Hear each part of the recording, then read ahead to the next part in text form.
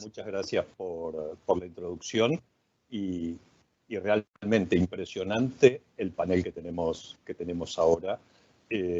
Así que aprovecho también para darles la bienvenida. Nos acompañan Ana María Rubio de Colombia y Alberto Mondelli de México, que bueno, qué decir, referentes indiscutidos en temas de Human Resources y todo lo que tiene que ver con el capital humano. Vamos a charlar un poquito sobre eso. Y también tenemos la compañía Lisbeth Plaza, que podríamos decir de algún modo que es una de las principales referentes en la incursión de la mujer en la tecnología y todo lo que tiene que ver con esta expansión y naturalización de la tecnología que debemos tener y que debemos sobrellevar. Así que sin muchos más preámbulos y habiendo agradecido la participación de todos, debo decir que no vamos a poder compartir café en esta especie de living que alguna vez volverá como todos los conocíamos alguna vez, pero bueno, imaginemos que estamos oliendo ese olorcito al café y vamos a empezar a charlar sobre estos temas que además en tiempos de pandemia se hacen, y ustedes lo dirán, se hacen particularmente críticos. Y visto desde ese punto de vista, entonces vamos a empezar a introducir estos temas. Coincidirán conmigo en que tendríamos que tener todo el día para charlar esto, pero solo tenemos 40 minutos, así que vamos a estar un poquito limitados con el tiempo y tal vez en algún momento les pida que resumamos las respuestas para poder compartir las ideas de todos con la mayor eficacia posible. Y mi primera pregunta surge un poco de aquello que decía Eric Hoffer, que estamos educando a nuestros hijos para vivir en un mundo que ya no existe. Y entonces la primera pregunta que se me ocurre hacerle a los tres, empezando por Ana María, es ¿cuáles son las competencias digitales que van a tener mayor demanda en los próximos años? Es decir, ¿para qué tenemos que educar a nuestros hijos? ¿Para vivir en qué mundo? Bueno, muchísimas gracias por la invitación y pues un orgullo estar con estas personas aquí en este Congreso de Ciberseguridad. Pues yo creo que la primera competencia es precisamente el tema de ciberseguridad. Es muy al tema hoy hablar de esto de ciberseguridad porque esa es una de las competencias digitales que más se están necesitando en este momento, que las personas tengan conocimiento de ciberseguridad. Y mi hermano, que trabaja hace muchos años en Dell, le explicaba a mi hermana, que es poco digital, el otro día y le decía, mire, esto es un tema tan fácil como usted piense que usted está en su casa y que usted le está poniendo seguridad a su casa. Entonces, hoy en su casa usted pone, no sé, un candado, pues un seguro, usted pone una reja, pone un perro, ¿no? Entonces, hablar de ciberseguridad no es tan difícil porque tienes que hablar, pues, para las personas que no somos expertos en este tema, digamos, de ciberseguridad, que hoy, pues, han estado hablando del tema, pues, es entender que si tú vas a trabajar en temas digitales, pues, tienes que poner el candado, tienes que poner la alarma, tienes que poner la reja y tienes que poner el perro. Entonces, pues, para explicárselo a las personas que no son expertas en ciberseguridad. La otra competencia es gestión de e-commerce, ¿no? O sea, cómo traducir lo que las personas quieren. A veces nos vemos abocados a una cantidad de aplicativos donde comprar es supremamente difícil y pues esto tiene que ser a un solo clic, ¿no? O sea, la persona que está creando estas aplicaciones tiene que entender que a la gente le molesta tener que ir y clic y dar y pantalla tras pantalla y después el pago y el pago se vuelve terrible. Entonces, que sea fácil, o sea, todas estas competencias que tengan incorporado un chip de que tienen que hacer todo fácil y rápido para el usuario. Hay una competencia que a mí siempre, en cualquier campo, no solo en lo digital, sino en cualquier campo, y se le olvida muchas veces a las empresas, y es la atención al cliente y el servicio al cliente. es un tema que a mí me apasiona realmente y las personas que están, es una competencia digital que nadie entiende porque es digital. Y es que tú no puedes esperar que es que tengo el aplicativo, pero entonces nadie me atiende detrás, ¿no? Entonces, tengo una aplicación, una página web, tengo cualquier cosa por donde el cliente está interactuando y nadie me responde, no hay un correo por el que nadie me responde, nadie me explica.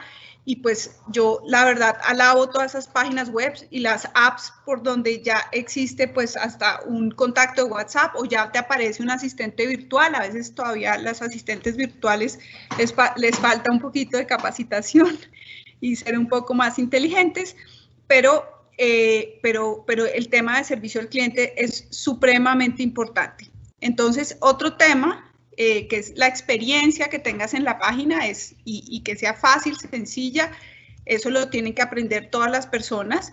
Y el tema de las competencias digitales en marketing y publicidad, que no es lo mismo marketing y publicidad, a veces lo confundimos. Marketing es entender las cifras, entender mi mercado y entender hacia dónde estoy yo segmentando mi mercado y hacia qué cliente voy a entrar. Y publicidad es lo que yo ofrezco, como lo que estoy ofertando, digamos, en diferentes medios. Y ocurre muchísimo que la publicidad online, resulta que la persona entra a su aplicativo, entra a la página web y le llega un hombre, pues digamos que una publicidad de toallas higiénicas mientras está jugando algo. Y pues eso es un error, ¿no? Ahí no está el Big Data, ahí no se están concentrando las competencias digitales, entonces es súper importante. Y las otras dos que perdón. Sí. Adelante. Y las otras dos que me parecen completamente importantes es que es la gestión de la información, o sea, que la información esté rápida, consistente y que sea fiable.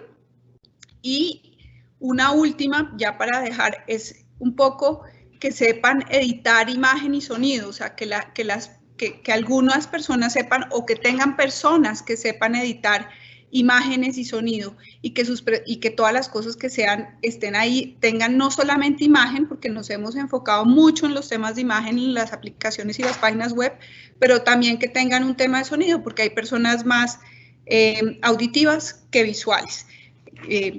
Hasta ahí llego para no extenderme. Un abanico interesante de 5 competencias que nos mencionas, Ana María. Y me gustaría, Alberto, que nos dieras tu visión de esto. Sí. Mira, obvio, Ana María ya nombró, y para no repetir lo que ella ya explicó muy bien, yo quiero hablar de un par de conceptos quizás un poquito más amplios. Para mí, a la gente en general, no solo a nuestros hijos hoy, a todas las personas que hoy vivimos en este planeta, tenemos que ayudarlos a desarrollar un mindset digital, más que unas competencias digitales.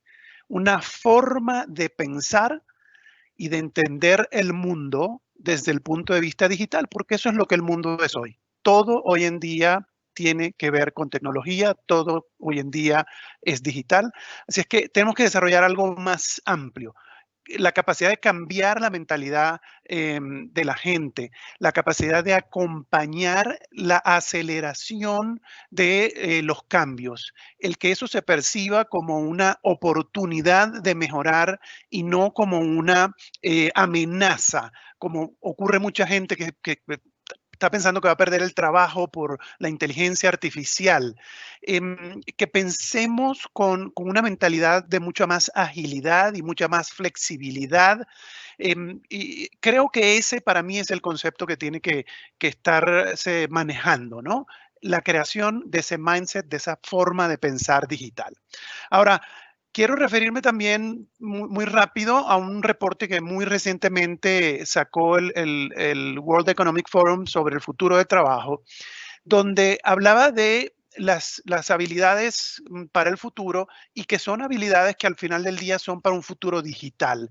Y las que más están creciendo y las que más están demandando las empresas son el pensamiento crítico y el análisis crítico, la capacidad de solución de problemas, La capacidad de autogestión, que en toda esta época de la pandemia ha crecido, porque obviamente no tenemos a nuestros supervisores hoy en día encima de nosotros y mirándonos todo el tiempo, porque no es posible estando trabajando remotos, y el uso de tecnología de una manera apropiada. Entonces, para mí, esas son 4 competencias que, aunque no son necesariamente digitales, son diferenciadoras en un mundo digital.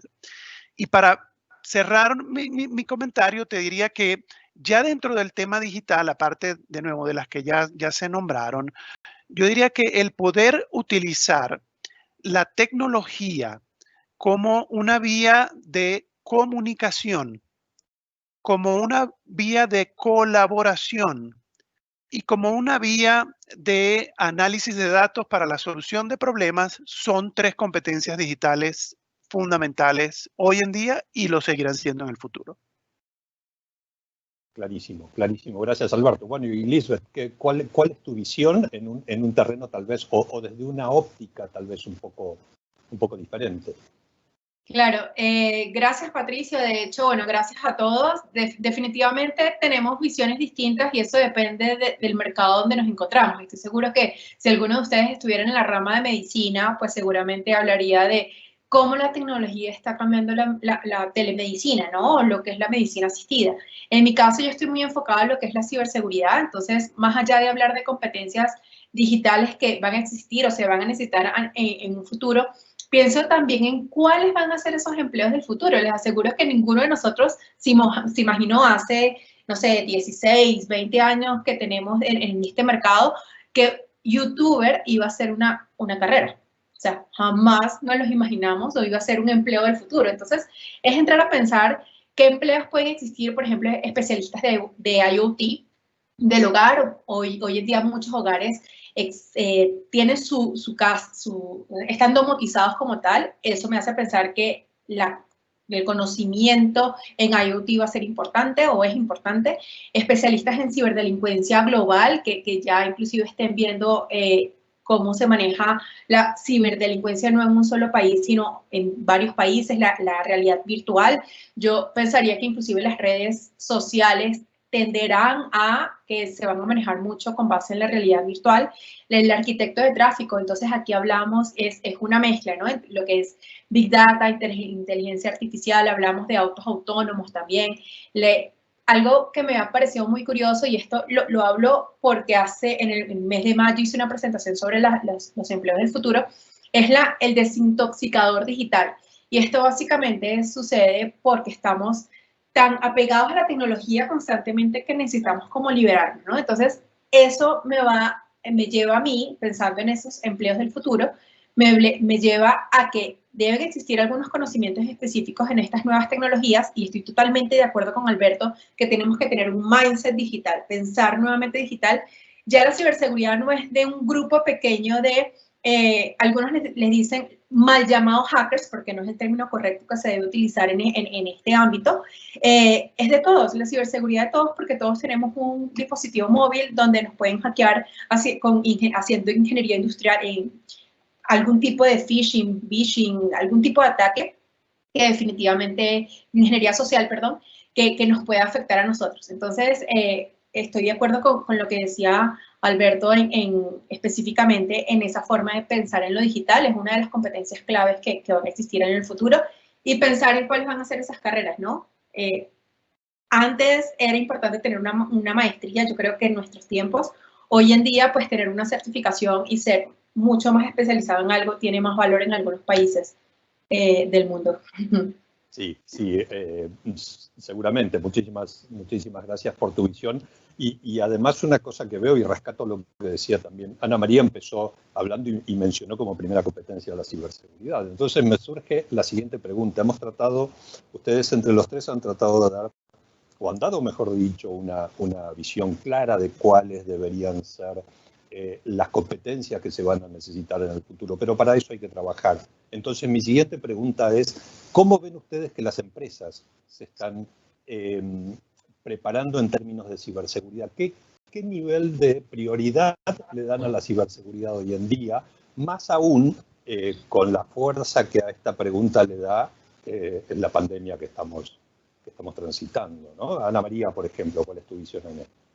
Pues hay toda clase de empresas y yo creo que pues mis colegas en este panel lo pueden también decir, y hay empresas en que le invierten este tema, en que saben que pues tener un ransomware, pues que te secuestren los datos, es supremamente grave, que tienen, como hablaba el conferencista anterior, todo un programa de continuidad del negocio, todo un programa que están revisando realmente. Entonces, pues creo que hay empresas que les toca porque pues están en el negocio. Entonces, por ejemplo, la banca le ha tocado desarrollar, digamos, en la mayoría de nuestros países, un poco más a esa industria, le ha tocado desarrollar un poco más estos temas porque pues están, pues por lo que igual que antes en los bancos físicos donde se guardaba el dinero, había mucha gente cuidando el banco y había bóvedas y una cantidad de cosas, entonces la industria de la banca,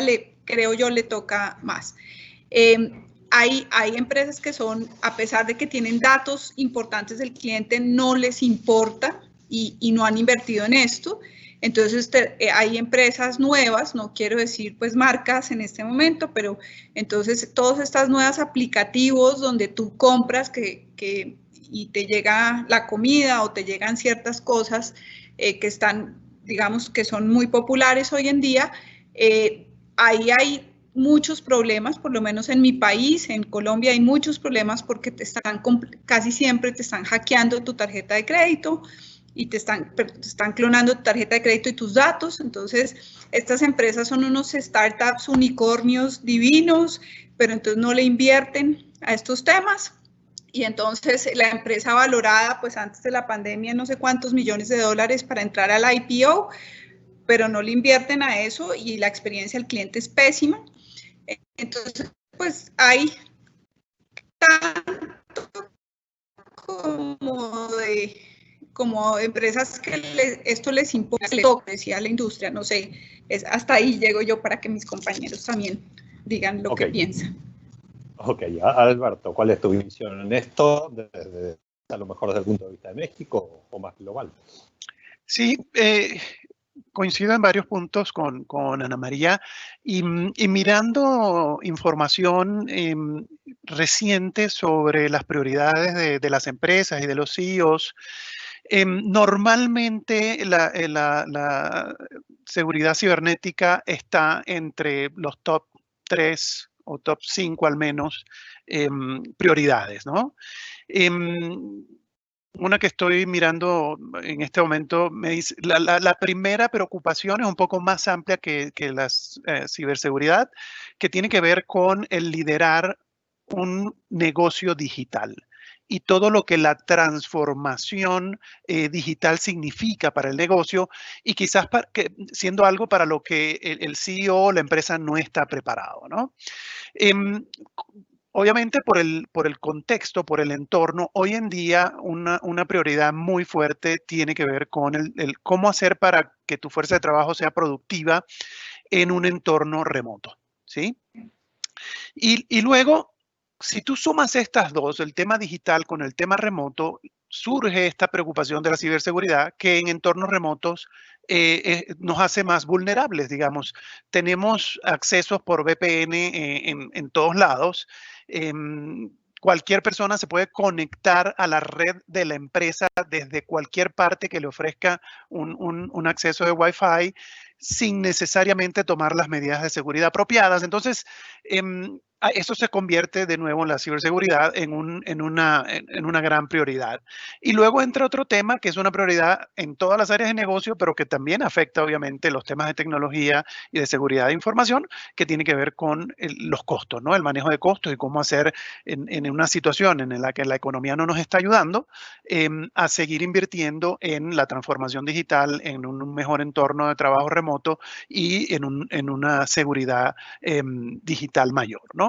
Específicamente dentro del tema digital, de nuevo, Otra encuesta de una empresa global dice, bueno, la ciberseguridad es la preocupación, la prioridad más importante dentro del tema digital. La privacidad digital, el uso de los datos y de la información de manera correcta es una preocupación importante, y muchas veces cuando las empresas son vulnerables por los datos que manejan y almacenan, porque los datos son riqueza, ciertamente. Y luego todo el tema de los fake news, ¿no? De la información falsa, del manejo inapropiado de la información para crear percepciones, noticias, etcétera, ¿no? Entonces, de nuevo, todos estos temas asociados con lo digital, asociados con la ciberseguridad, ¿no? Excelente, Alberto. Lisbeth, es tu campo de acción. ¿Cómo lo ves vos en el día a día con las organizaciones? Sí, efectivamente. Bueno, dentro del ámbito en el cual yo me manejo está la ciberseguridad. Ahí es un poco curioso porque el deber ser es que la ciberseguridad sea una prioridad en las organizaciones. Personalmente me atrevo a decir que no hemos llegado al punto en el que la ciberseguridad sea una prioridad real para las organizaciones. ¿Y con base en qué comento esto? Por un lado, hay algunos reportes, algunos informes que, por ejemplo, el PCI Global de Avast 2020 mostró algunas estadísticas, y estoy hablando solo enfocado en la parte de PCs, ¿no? Que este año habían los usuarios domésticos o los usuarios a nivel de PC, el 26%, si mal no recuerdo, o el 25.6% tenía mayor posibilidad de verse contagiado versus un 20% del año pasado, ¿sí? Esto automáticamente nos hace pensar que definitivamente han aumentado las amenazas cibernéticas, las amenazas o los ciberataques.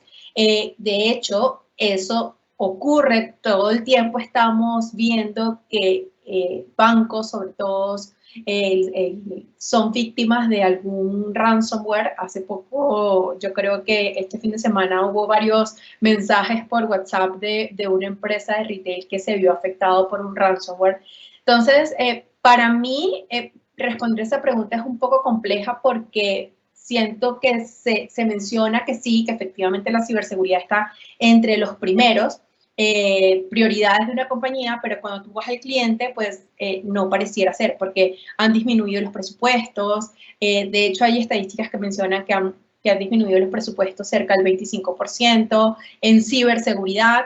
Entonces, no sé si realmente sea una prioridad para las empresas. Me suena que todavía nos falta o tener más ataques para darnos cuenta, o nos falta lo que es el conocimiento y de la ciberseguridad real y cómo nos puede afectar, y es mayor el costo de sufrir algún tipo de ataque que el costo de remediar a tiempo, ¿no? Y estar completamente seguros ante este tipo de situaciones. Entonces, por eso comparto mi punto de vista desde esa visión. Claro. Es un poco ese cambio, es parte de ese mindset del que hablaba Alberto, ¿no? Sí. Donde todavía no hay un cambio. A lo mejor este virus que no vemos nos está empujando un poquito más a la necesidad. Claro, es que una cosa es decir, todavía sí, no lo vemos del todo. Claro, es que una cosa es decir, sí, es mi prioridad, pero ¿realmente es tu prioridad cuando no estás adquiriendo este tipo de soluciones, o realmente es tu prioridad cuando recibes un ataque y no sabes cómo abordarlo y te toca apagar todas las máquinas porque no tienes la tecnología para sobrellevarlo? Entonces, no estoy tan segura de que sea así. Tal vez un poco como decía Ana María, ¿no? De chicos nos enseñaron a cruzar la calle con cuidado, siendo niños, pero no nos enseñan desde niños a tener cuidado en este nuevo mundo cibernético en el que vivimos, y tiene que ser tan natural esto como lo fue que nos enseñaron a cruzar la calle con cuidado. Ese es un punto importante. Ahora, visto tal vez desde el otro lado del mostrador, desde el punto de vista de los recursos humanos que tienen que ocuparse de esto y que son una suerte de gladiadores que tienen que luchar contra este escenario, o con este escenario, para lograr que la ciberseguridad sea una realidad dentro de las organizaciones, se me ocurre preguntarles, bueno, ¿están hoy los profesionales de la ciberseguridad preparados para luchar en este terreno? Y tal vez no estoy hablando obviamente de su expertise técnico estrictamente, sino de este escenario en el cual hay que ser un poco multifacético, ¿no? ¿Cuál es tu visión en este sentido? Vale. No, perdón. No, dale. No, empieza tú para que no sea siempre yo, sigue tú. Por favor, Ah, adelante, Lisbeth, esto es un living, acuérdense, falta el café nomás. Ah, bueno, perfecto, excelente, excelente. Bueno, ahí de repente la pregunta me atrapó porque es algo que muchas veces preguntan. Una cosa es que, el conocimiento, otra cosa es la certificación y otra cosa es la competencia, ¿no? Yo no me atrevo a generalizar porque definitivamente hay profesionales con un conocimiento espectacular, con mucha expertise en la materia, como también hay personas certificadas que no precisamente tienen la expertise. Yo creo que eso está ligado con el día a día y con esa experiencia que les ha tocado vivir, ¿no? Pero definitivamente una situación que tenemos es que la tecnología cambia todos los días. Entonces yo puedo hacer un curso, puedo certificarme, pero cambió al día siguiente. En un día hay una amenaza y hay un nuevo malware por ahí en las redes y pues uno no lo conoce y le toca aprender todo el tiempo. Entonces, esto me parece que sí hay algunos profesionales capacitados, siento que hay que trabajar más en ellos, sobre todo en el tema de ciberseguridad. De hecho, hay muchas personas certificadas en el tema, pero hay que tomar en cuenta que la tecnología cambia constantemente, ¿sí? Lo que aquí, una de las competencias que yo considero que se deben tener es adaptarse al cambio.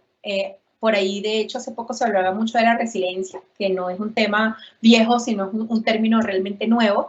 Y hay otras capacidades, otras competencias que las personas, aparte del conocimiento de la ciberseguridad per se, que es lo que venimos hablando, siento que hay que trabajar un poco esa capacidad de innovar, esa capacidad de analítica, que también lo mencionaron hace unos minutos, esa capacidad de dirigir, más que dirigir, yo lo llamo liderar, y liderar no está precisamente enfocado en ser jefe o ser manager, porque son términos distintos, sino en también la proactividad que se pueda tener, la comunicación, en poder interactuar con esos equipos, porque pues ya hoy en día, de hecho yo creo que las nuevas generaciones no creen en la figura de un jefe, porque ellos mismos consideran que tienen el conocimiento y las capacidades y las habilidades para poder llevar a cabo su trabajo. De hecho, tienen una forma distinta de ser incluidos en el mundo laboral y eso es bastante interesante, ¿no?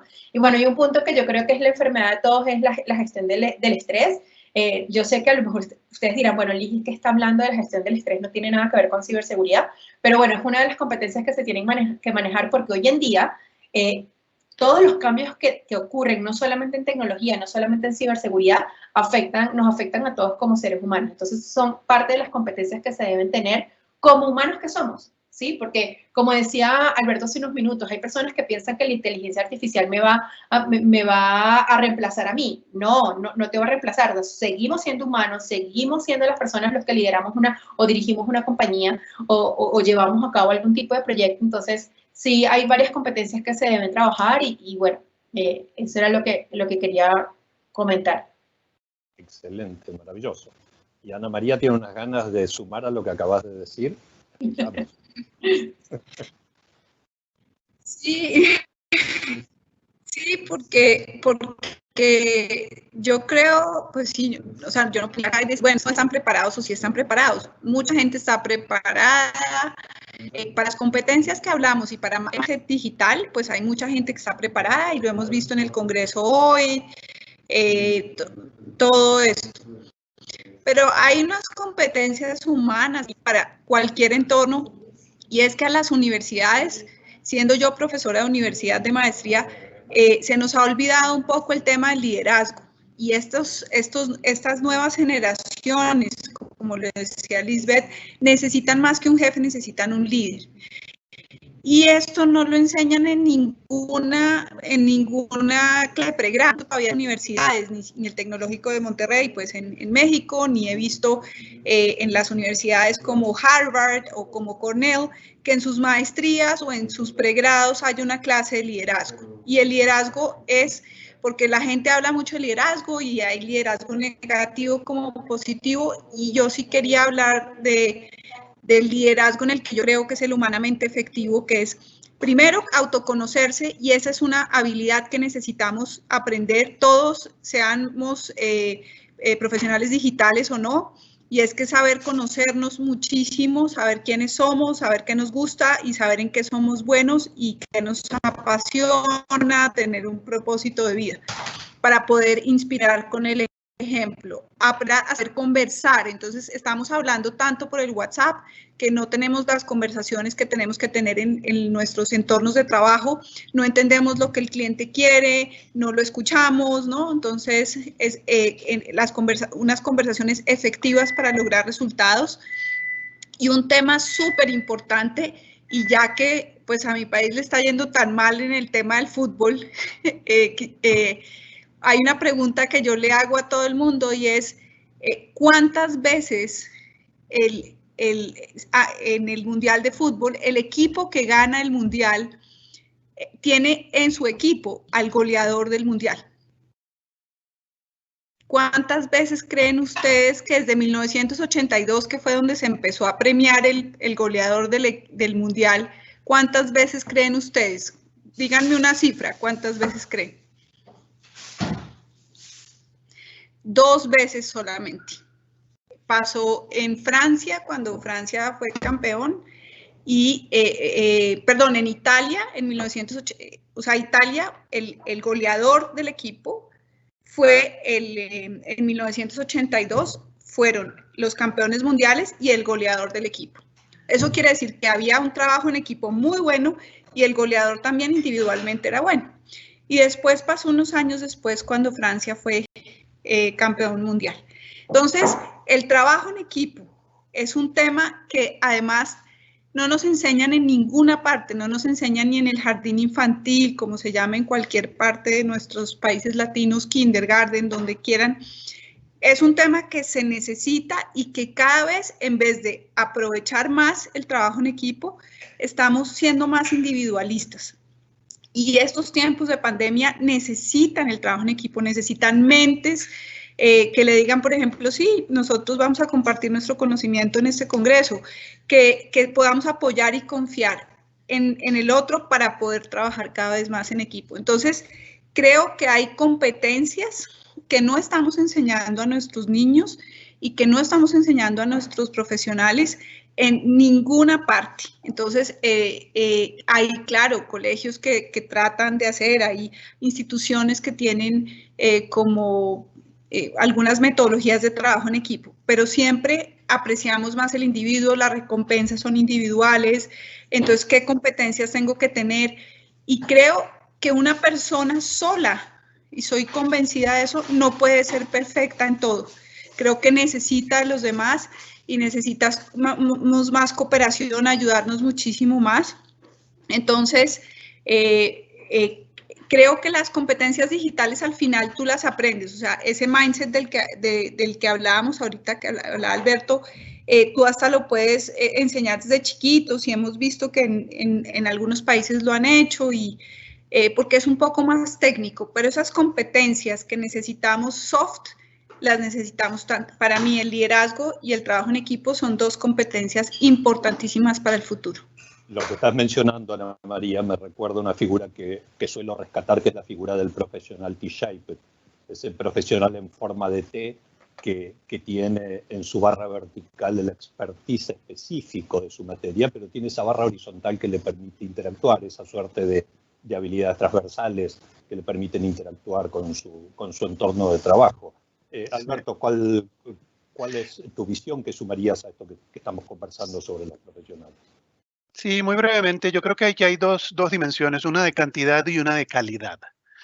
Si tú me preguntas a mí, ¿hay suficientes profesionales especialistas en ciberseguridad en el mercado? Mi respuesta claramente es no. Si me preguntas, ¿hay suficientes con las habilidades y competencias requeridas? Mi respuesta sigue siendo no. Entonces, tenemos que ver las 2 dimensiones, porque se atacan de distinta forma para poder desarrollarla.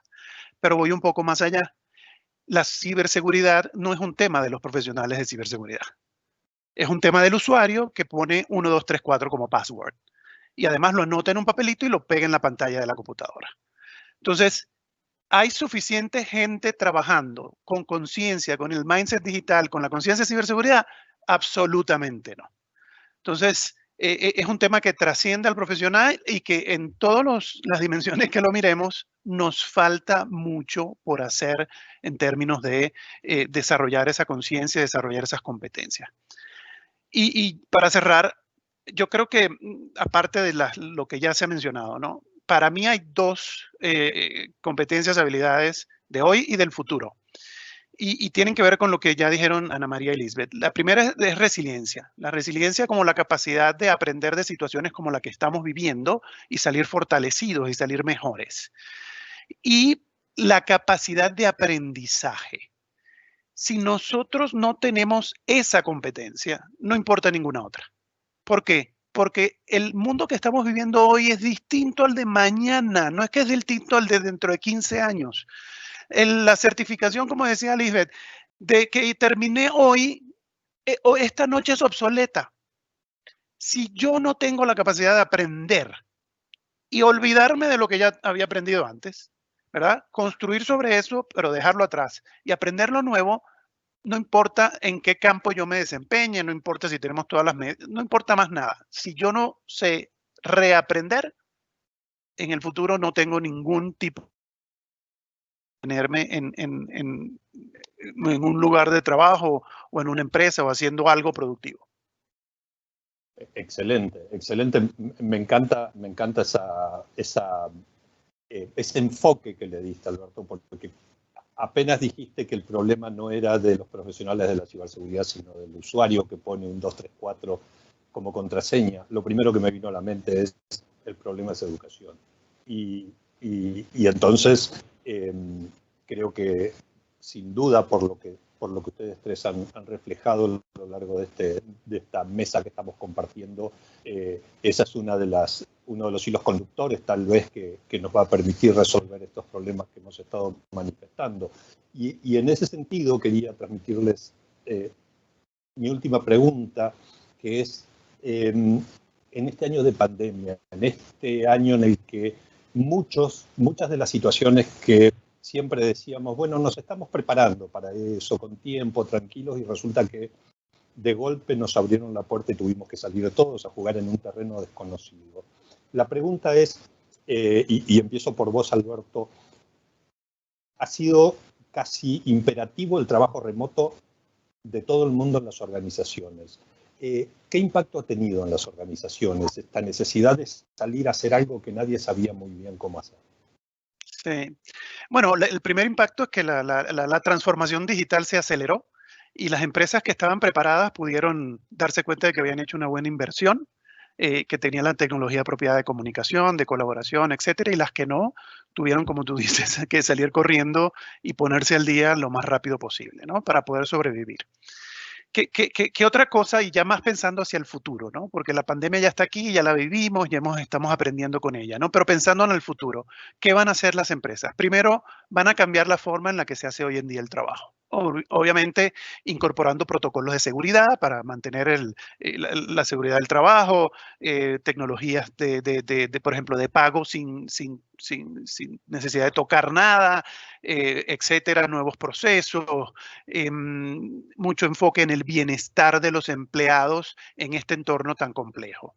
El otro, van a utilizar mucho más la automatización y de nuevo eso va a agregar riesgos desde el punto de vista de ciberseguridad, porque en la medida que utilizas más la tecnología, pues hay más puntos de acceso para un ataque, ¿no? Pero la idea es que la automatización le da a las empresas la posibilidad de cumplir mejor con los protocolos de seguridad, con esos objetivos de seguridad, y le da continuidad al negocio, porque es mucho más fácil trabajar a través de la tecnología que no hacerlo a través de la tecnología.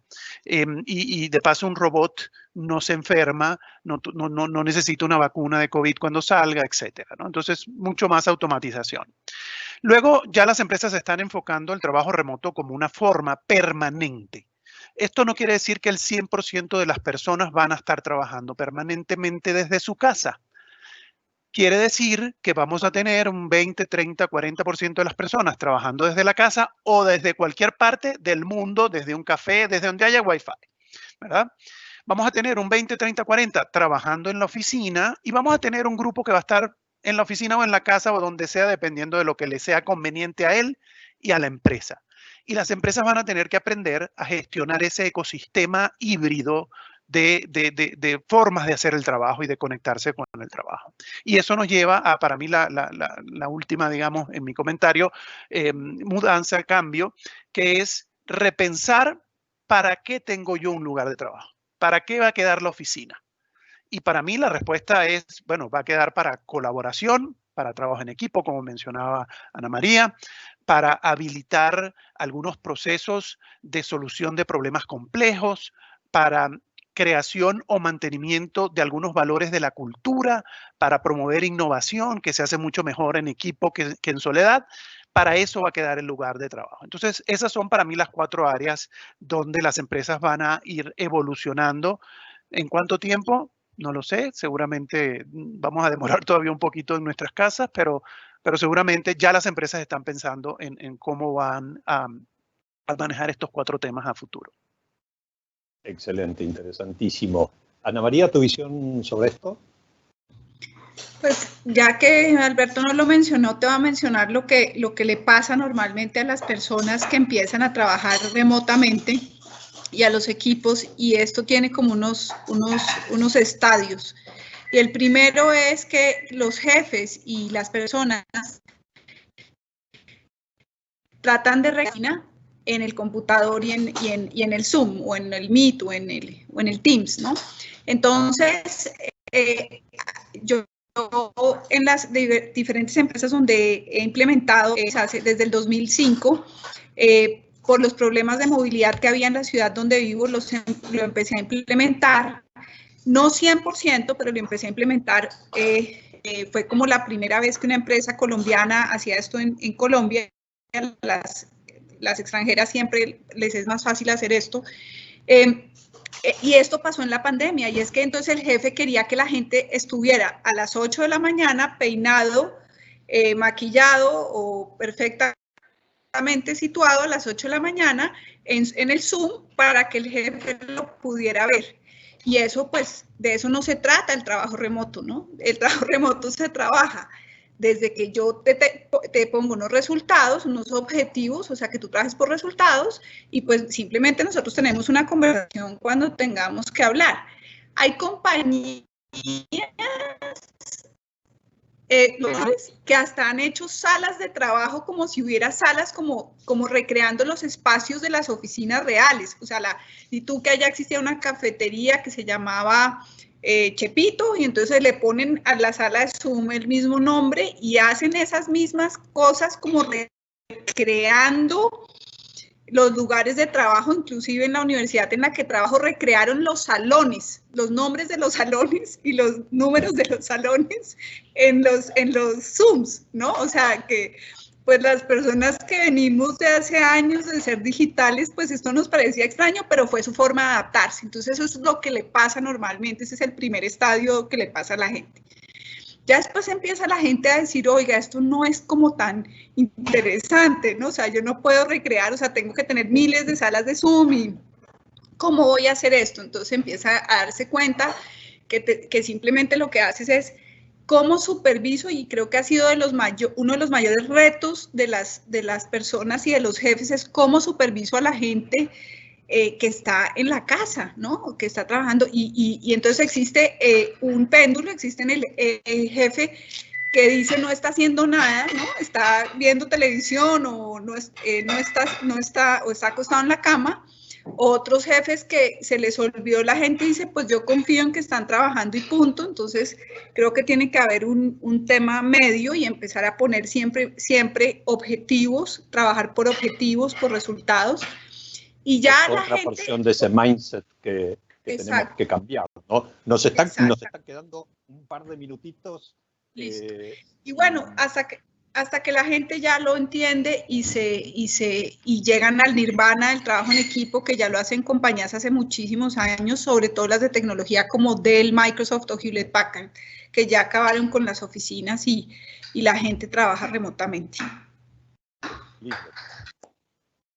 Minutito y medio para escuchar tu opinión respecto de esto, y algún día lo haremos, un día completo, porque esto no alcanza. Mira, claro que sí, Patricia. Yo quedé con las ganas de tomarme un café o un té o un chocolate, pero bueno, ya será la próxima vez. Lo haremos. Yo solamente quiero, y hablo desde mi punto de vista, siento que la pandemia nos dejó aprendizaje, o nos ha dejado aprendizaje, y nos ha hecho salir de nuestra zona de confort. Hablando a nivel corporativo, como mencionó Alberto, algunas empresas no estaban preparadas, hablando desde la PC, ¿no? No usaban laptops, usaban PCs, y el hecho de mandar a las personas a la casa, no iban a trabajar en la casa. Entonces, se incrementaron las ventas de PC. Buenísimo, bien. Pero entonces, cuando se fueron a conectar, se dieron cuenta que no eran seguros. Entonces, se incrementaron las ventas de VPN. Bien, perfecto. Pero entonces también pasó que, como se incrementaron estas ventas, y esto que te voy a dar es verídico, disminuyeron el 35% de los presupuestos de ciberseguridad, porque estaban invirtiendo en PCs y en VPNs, y aumentó el 70% de los ataques en ciberseguridad. Entonces, digamos que muchas empresas tuvieron que innovar, los que pensábamos, me incluyo, que la medicina no podía ser digital, pues ya hoy es por telemedicina. Nuevamente salimos de la mente de confort, es mi palabra de cierre. Aprendimos, cambiamos. Yo creo que al jefe le va a tocar ahora ser manager, y los que conocen la diferencia entienden mi mensaje, y a fijar objetivos. Al financiero le gustó la pandemia porque disminuyó costos, ¿sí? Entonces posiblemente está pensando en que la oficina sea más pequeña, o como decía Alberto, utilizar las oficinas para ambientes sociales y dejar que la gente trabaje en su casa. Hay varios cambios interesantes. En ciberseguridad no son tan buenos porque, como les digo, las estadísticas han aumentado y van a seguir aumentando en la medida que no haya prioridad en temas de ciberseguridad, ¿sí? Y nuevamente es un tema de usuario, es un tema de conocimiento. Entonces, con eso cierro mi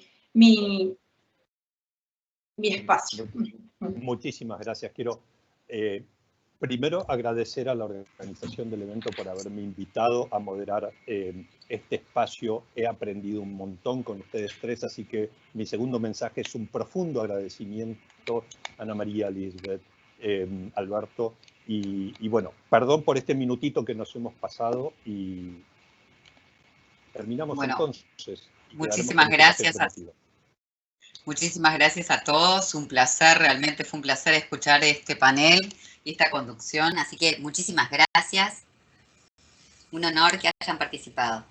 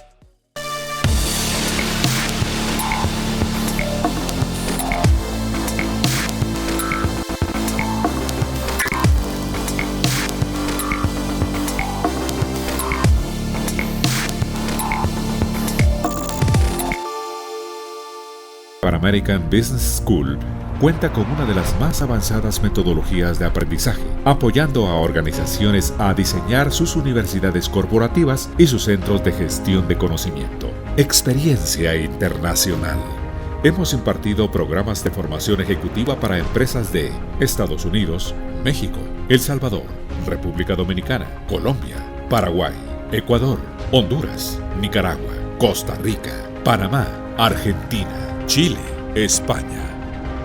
Ranking de Pan American Business School. Considerada Escuela de Negocios número 1 de Guatemala. Top 2 entre las mejores escuelas de negocios para la contratación de mejor talento por su calidad de educación. América Economía. Ranking Top Employers 2019. Entre las 3 mejores escuelas de negocios de Centroamérica, América Economía, Ranking de escuelas de negocios más reconocidas a nivel centroamericano 2018. Entre las 10 escuelas de negocios más innovadoras de Latinoamérica. Forbes Ranking Escuelas de Negocios Más Innovadoras 2018. Pan American Business School es miembro de CLADEA, una red internacional que agrupa instituciones de educación superior dedicadas a la enseñanza e investigación en administración a nivel global. Alianzas y colaboraciones con universidades y escuelas de negocios de clase mundial.